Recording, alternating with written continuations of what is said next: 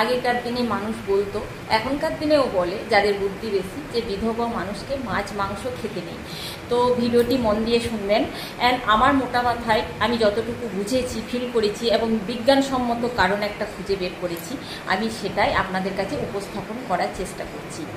আমার বরাবর একটু বয়স্ক মহিলাদের সাথে, মানে বয়স্ক মানুষের সাথে উঠা বসা একটা আমার ভালো মাছ ছিল, যাকে আমার ঠাকুমায়ের দিদি আর কি। তো ওই ঠাকুমাদের সাথেই থাকতাম, তাদের কাছে আমি অনেক গল্প শুনেছি, তাই আপনাদের সাথে আমি শেয়ার করছি। আগেকার দিনে একটা 50 বছরের বুড়োর সাথে একটা 14-15 বছরের মেয়ের বিয়ে দিত, বুঝতে পেরেছেন?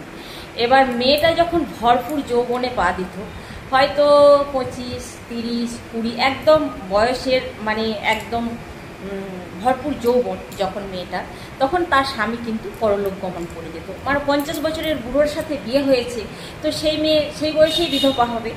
এবার তাদেরকে উগ্র জিনিস খেতে দেওয়া হতো না। আমার মাথাতে যতটুকু এসেছে, মাছ মাংস ডিম এগুলো খেতে দেওয়া হতো না, তাদেরকে নিরামিষ খেতে দেওয়া বলা হতো।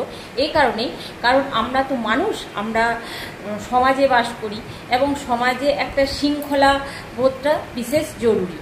তো যে কারণে উগ্র জিনিসগুলো খেলে তার মনে কিন্তু আজে বাজে চিন্তা আসবে, কুচিন্তা আসবে। যে কারণে তাদের যে হাজব্যান্ড মারা গেছে, তাদের মনে যাতে আজে বাজে চিন্তা না আসে, কুচিন্তা না আসে, তারা খারাপ পথে বেয়ে না যায়, তো যে কারণে উগ্র জিনিসগুলো খেতে বারণ করা হতো। এটাই ছিল মেন কারণ, আমি যতটুকু খুঁজে বের করেছি, আমার মোটা মাথাতে যতটুকু এসেছে। কিন্তু আমরা কি করছি, সেই মানে পূর্বপুরুষদের চিন্তাধারা আমরা বয়ে নিয়ে এসেছি। এবং যারা একটু বেশি বুঝদার, বুঝে যে বিধবা হলেই খেতে নেই। কেন খেতে নেই? তাদের কারণটা ছিল সে কারণে খেতে নেই। আর এখন তো অনেক সামঞ্জস্য রেখে বিয়ে হচ্ছে, তো খেতে নেই কেন?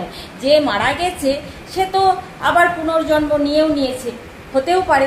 তো তার জন্য যে জীবিত মানুষটা, তার যদি খাবার ইচ্ছে থাকে, তো তাকে কিন্তু খেতে প্লিজ বারণ করবেন না, বা টন্টিং করবেন না, বা কেন খাচ্ছে এই বুড়ো বয়সে, এইসব কথা কিন্তু আমাদের বলা উচিত নয়। আমাদের বোঝা উচিত, আমাদের সব কিছু একটা বিজ্ঞানসম্মত কারণ থাকে, যে কারণে আমি বলবো এগুলো বোঝা উচিত।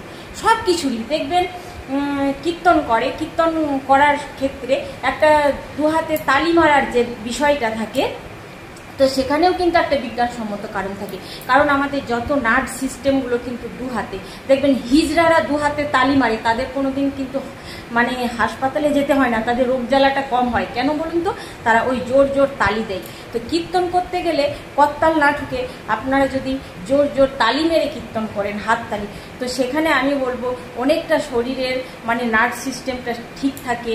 আমাদের মানে শরীরের যে অঙ্গ প্রত্যঙ্গগুলো যে যোগা করে যেগুলো ঠিকঠাক করতে হয়, যেগুলো হিজড়ারা করে আর কি, তো তালি মেরে যদি কীর্তন করেন, তো সেটাও কিন্তু অনেকটা বিজ্ঞানসম্মত কারণ। আমি জানি না কতটা ঠিক বলছি, আমার মোটা মাথাতে আমি যতটুকু মানে সবসময় নিজেকে মন্থন করতে হয় মানুষকে সব বিষয় নিয়ে, আমি সব বিষয় নিয়ে একটু চিন্তা ভাবনা করি। তো বিধবাদের যে মাছ মাংস ডিম খেতে নেই, এটা কিন্তু ভুল ধারণা। এটা পূর্বপুরুষে এই কারণে এই সিস্টেমটা চালু করেছিল। তো আমরা যারা কুসংস্কারবদ্ধ, আমরা সেটাকেও এখনো বয়ে নিয়ে চলেছি। ভুল বললে ক্ষমা করবেন, ঠিক বললে কমেন্ট করে জানাবেন। টাটা।